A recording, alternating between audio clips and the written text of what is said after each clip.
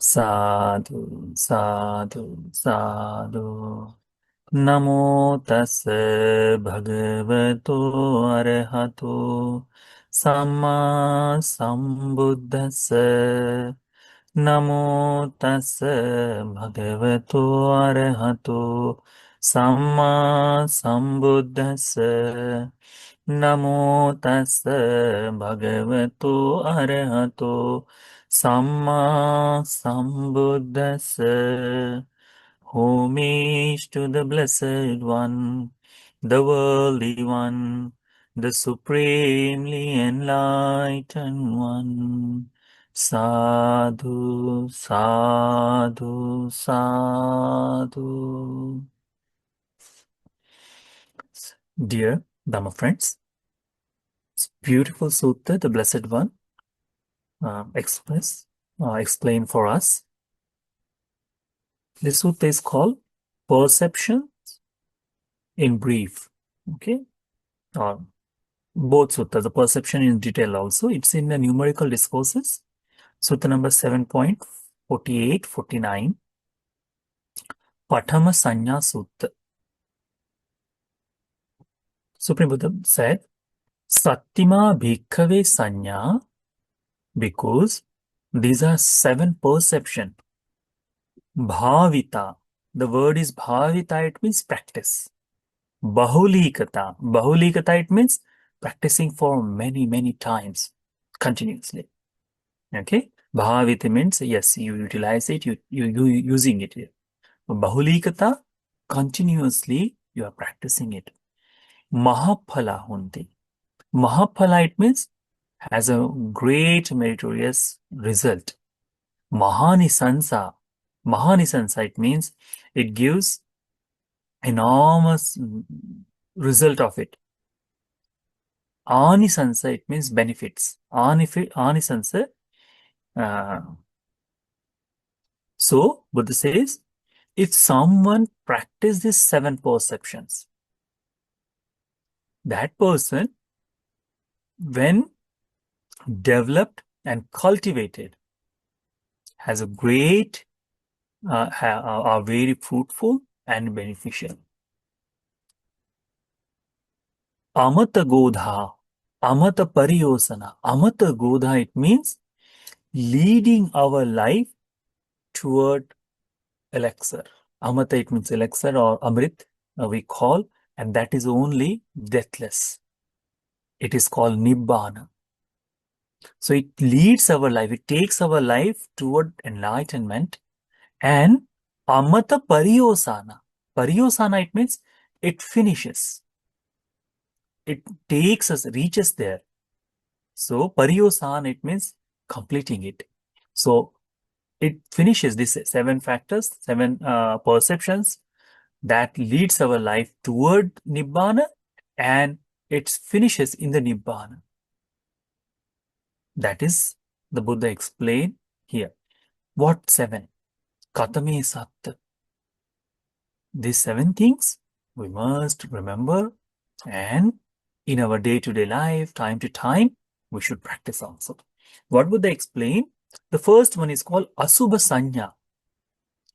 Asubhasaññā is the first one. What is the Asubhasaññā? So the Buddha explained Asubhasaññā is below the hairs of head and above the feet, sole of feet. In between, the covered up with the skin. Whatever this body we found in this body, there are 32 types of impurities in there. Kesa, Loma, Nakha, Danta, Tacho. That is Asubhasaññā. When someone practices it, what happens? It leads their life toward enlightenment. So this is the first Saññā. And Buddha explained that person should practice. So in Asubhasaññā, there are different faculties also comes. One is called the Atthikasaññā also. That person only focus on bones, that's all. That is called Atthikasaññā. So that is a part of Asubha that we learn one day. There was one monk who was master in practicing Asubhasaññās, Atthikasaññā. Couple of people asked him, have you seen someone passing it from here? He said, yes, I have seen a skeleton has gone from here. There is no skeleton. The women has gone from here. He said, no, I don't differentiate it in that. I just see the skeleton has passed it from here. Such a mindfulness, such a thing is developed. And what is the reason behind Asubha Sannyas to develop? Asubha Sannya is for when someone have the sexual desire. When the sexual desire is arising, to get rid of that, for it, this is utilize the Asubha Sannya. In the perception of second sutta, in the explanation, the Buddha explained there, if someone practicing this perception of ugliness or asubha, then this sexual desire will not arise. If it is arising, if it is continuously, if continuously it is arising, then his practice has not been completed. He has not done what to do. But when the sexual thought started to stop, it is for the bhikkhus, because they have to abstain from this, So when that happened, then he has practiced very well this perception. Which one is Asubha Sannya, the perception of ugliness. Buddha says if someone practices in that way, leads toward Nibbana. The second practice is there. It is called Maranasaññā. Maranasaññā, it means perception of death. Perception of death. We are cling to life without knowing, without thinking. So much thing. The clinging toward a life, it is there. But whenever, means because of it, when we are clinging, when we feel sick, when we are having the death experiences, what happened? Completely we melt down. And that is seen. Couple of days before, this young boy, very young boy, 23, not 23 even also, 19 years old. He is listening Dhamma for a long time, enjoys. So he falls sick. His mother, entire family, because these days environment is in that way. So when he little bit got cured, he said, okay. But when his mother is fall sick, he said, he cried literally. I mean, what is going to happen? I don't know. What does mean that? The thing is, even we are learning Dhamma, but if it is not in practice, such a fall happens. So the Buddha explained here, if someone practice that death, when will it come? No one knows. While I am walking, I may fall down and may get killed. Or what the food I have consumed, it may spoil, and that cause me death. Before the breath I have taken inside, I can die. When I exhale, I can die. There is no time.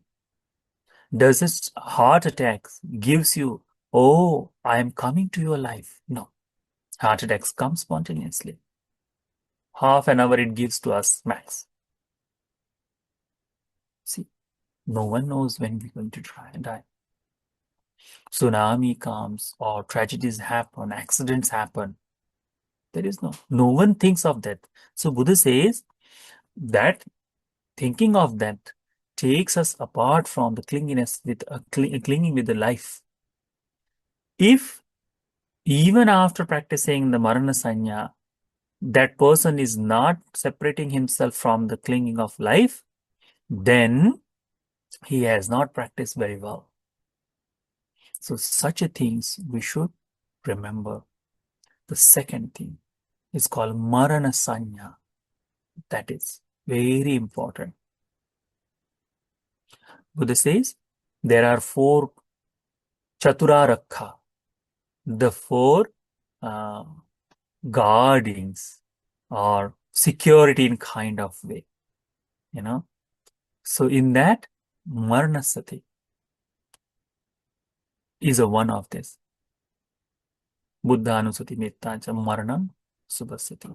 So these are the four securities for bhikkhu to be sustained. So one of that is Paṭhamasaññā.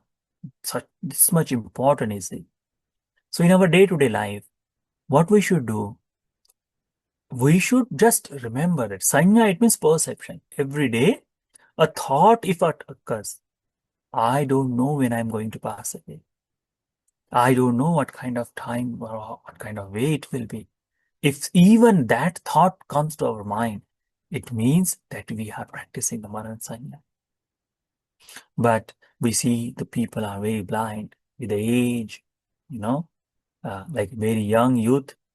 We think that everything is in our control. So the second thing is called Maranasaññā. Third one is called Ahare Patikula Saññā.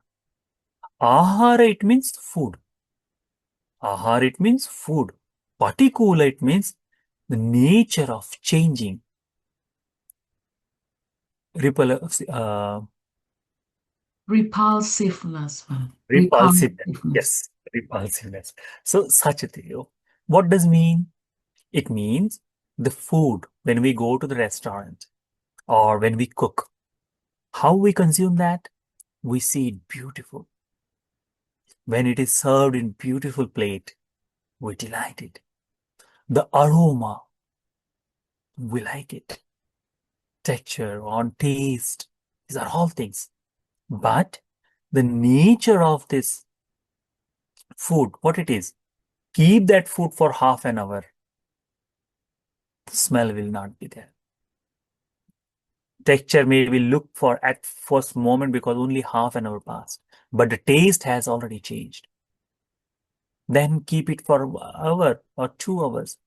The texture is also will change. How it looks, that will also change. Then that thing slowly it start to rot. Yeah. So that is the nature of food. How pleasant we think, how delicious we think.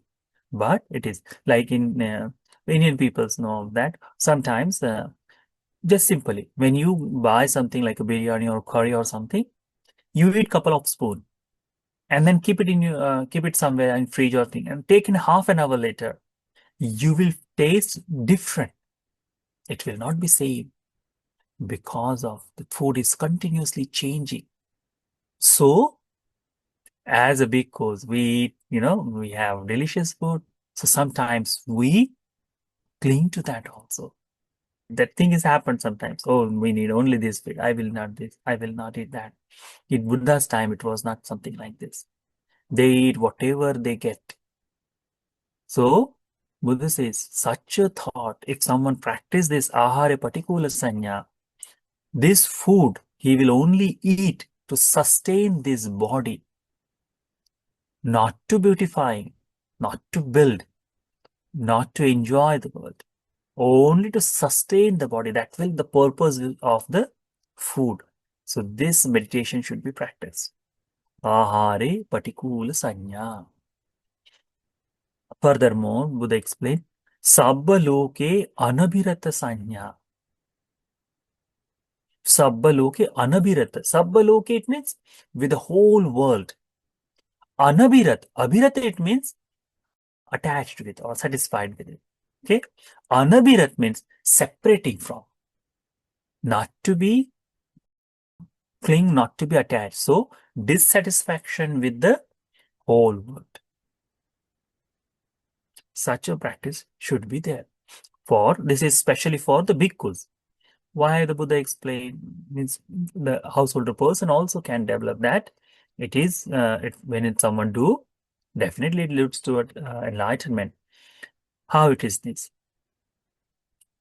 Buddha explained us in the Dasadhamma Sutta, the bhikkhu, you should remember that you have become, you have shaven your head so that there is no beauty anymore in that way. So what it is? Devanyamya jupagati, that you have changed your outside form, you have changed. You are not a common person anymore. You have to wear one cloth. You have to wear these things. You have to only, that is your nature now has become. So remember, you have fallen into change. Such a thing. So anabhirata sanya. That things when someone do, it is developed.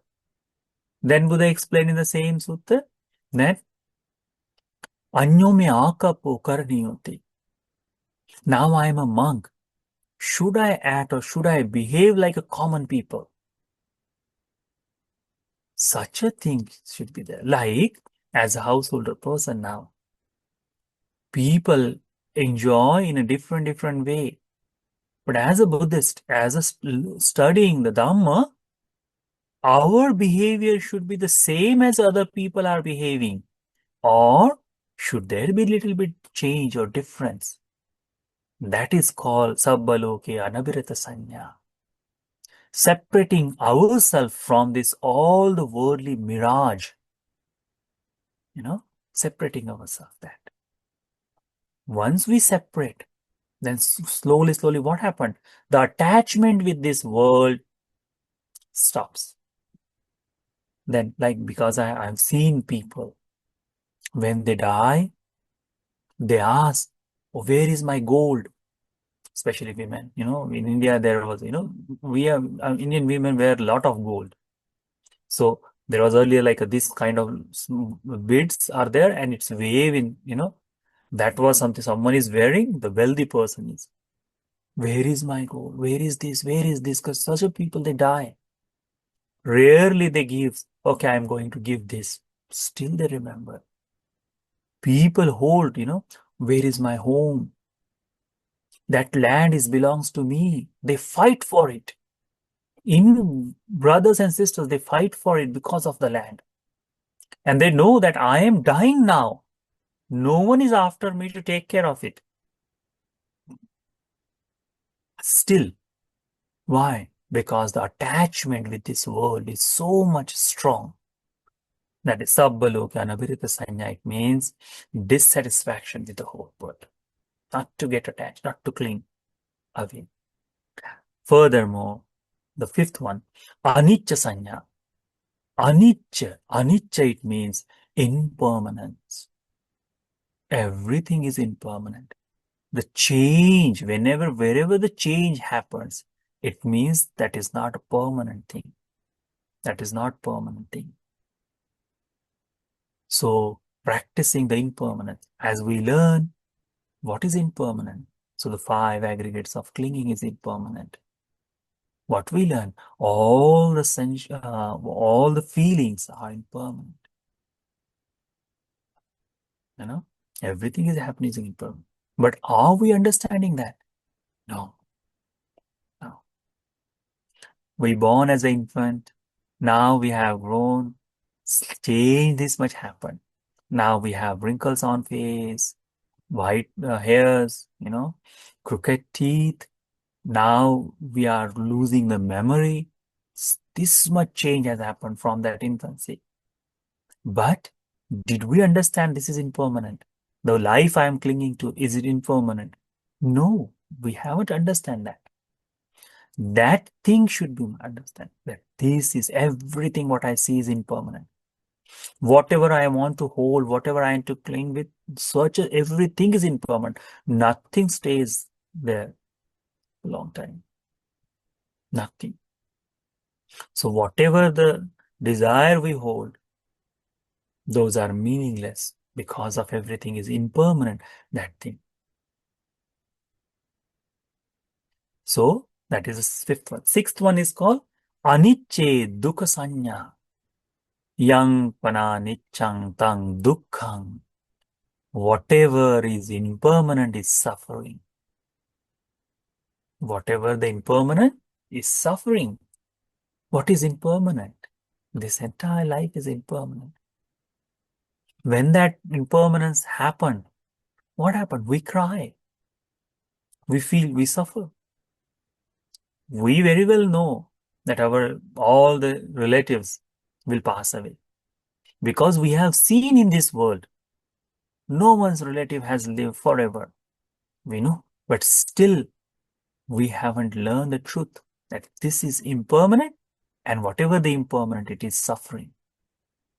We want to live long, cannot live. We want to never be born into this world. It cannot happen. Those are all things. Whatever desire are, those are impermanent. Desires are, so it is suffering. Developing that. Anicce dukkha saññā. Yang pana niccang tang dukkhang. Yang dukkhang. Neso mama, neso hamasmina, meso attanti. The last one is called dukkhe anatta saññā. Seventh one is, in this suffering,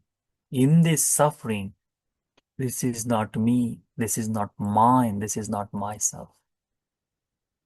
Yang pana nityam, whatever the anitya is suffering. Tang dukkhang, yang dukkhang, neso mama, neso hamasmi, na meso attati. This is not me, this is not mine, this is not myself. Such as 7 things Buddha explained to develop, practice. These are the 7 practices Buddha explained. What are those? First one is called asubha, foulness of body, ugliness. Second one is called maranasaññā, death, perception of death or perception of death. Third one, ahare patikula-saññā, repulsiveness of food. Fourth one is called sabbaloke anabirita-saññā, dissatisfaction with the whole world. Fifth one is called anicca-saññā, whatever I see, these are all impermanent. Sixth one, whatever impermanent is suffering. Seventh one, the suffering is not self. It is not me, it is not mine, it is not myself. This is not me. But how we take this suffering, it is as me, mine, myself. We learn that when the Shivli Bhante has born, and in 7 days he converses with the Sariputta Bhante, she was very happy and delighted. Buddha asked, do you want this? Again, such a son do you want? She said, Bhante, if the son is talking with the Sariputta Bhante, such a person, then I will desire for 7 sons. She forgot for the moment that for one son she has bear him for 7 years, 7 months. She has labor pain for 7 days continuously. Today it's not possible. Today we will go to the hospital and cesarean. That's all we do, you know. But 7 days of labor pain, it is unheard of now. It is now that no one lives that long. But because of the karma, because of the action, it is there. But still such a 7 days of pain, she wanted to feel because of, and she didn't understand that moment. She forgot that moment that is impermanent. What is impermanent, that is suffering. That is suffering is not me, not mine, not myself. Once the Buddha reminded her, she was a stream enterer. As soon as Buddha reminded, she said, from now I don't need any son. No kid anymore. Such a thing is Buddha explained. Buddha says, Imako bhikkhave satta saññā. Because these are the 7 perceptions. Bhavita, bahulikata. If someone practice well, developed, cultivated, mahaphala hunti, mahanisansa, are very fruitful and beneficial. Mahanisansa, it's a beautiful word. Okay. Amata godha, amata pariyosanati. It will lead our life toward enlightenment. Freedom, toward freedom. It will lead our life. It will finish us. It will take us to the enlightenment. So these 7 things you should remember and practice in your day-to-day life. It is not that, oh, I will just do every moment. No. Every day, this thought comes to your day-to-day life. Then it is okay. Slowly we can make this. Yes, I am practicing these 7 things. And as we do, when we increase these practices, then furthermore we can take our life toward realization of Dhamma. Okay, so that's all for today. I hope you understand this sutta. May this sutta be helpful for all of us to lead our life toward enlightenment. May this sutta be helpful for all of us to realize the Four Noble Truths in this Gautam Buddha's dispensation. Sadhu, sadhu, sadhu. This is beautiful sutta, and really, really, we should just simply one day, one moment, if that thoughts come to our mind, that is good. In Sri Lanka, I have seen there are slogans or there are the worldly, whatever we call, whatever say to other people, give I'm forgetting the name, idioms kind of thing. So those are built with these seven things. So when people talked about, immediately that is simple reminder. The culture is something. So our day-to-day life, when we have this, our slowly, we can move forward into Dhamma. Okay. That's all for today. Today we gather here, practice meditation. We learn the beautiful sutta from this numerical discourses. And this sutta I try to explain by delivering, by listening. We have collected a lot of good karma. We share this all the good merit to all the heavenly beings. May all heavenly beings rejoice in this merit, and they may realize the Four Noble Truths in this Gautam Buddha's dispensation. Sadhu, sadhu, sadhu. We share this merit with all the departed relatives. All the departed relatives may be rejoice in this merit. They may have the good life in the next life, and they may become fortunate to escape from this harsh journey of samsara. Sadhu, sadhu, sadhu.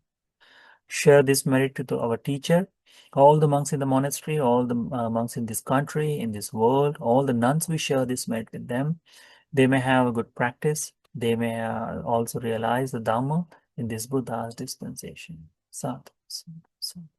We share this merit with all of your family members, relatives, friends, work colleagues. By rejoicing this merit, you may all have happy life, healthy life, long life. All the fortune comes your way. You may have the association of noble friend, continuous help of Dhamma, and you may realize the Four Noble Truths in this Gautam Buddha's dispensation. Sadhu, sadhu, sadhu. Bless you all. Abhivadana nityang vaddhapachayino chattaro dhamma vaddanti ayuvanno sukhang balang ayurarogya sampatti sagga sampatti mevacha ato nibbana sampatti minate samiccatu. Okay. So, Many merits, Bhante. Please allow us to ask for forgiveness. O Kasa Vandami Bhante. Yuntu. Maya Katam Punyang Samina Anumoditabang. Sadhu Anmodami. Samina Katam Punyang Mayan Databang. Sadhu Anmodita. Sadhu Sadhu Anumodami.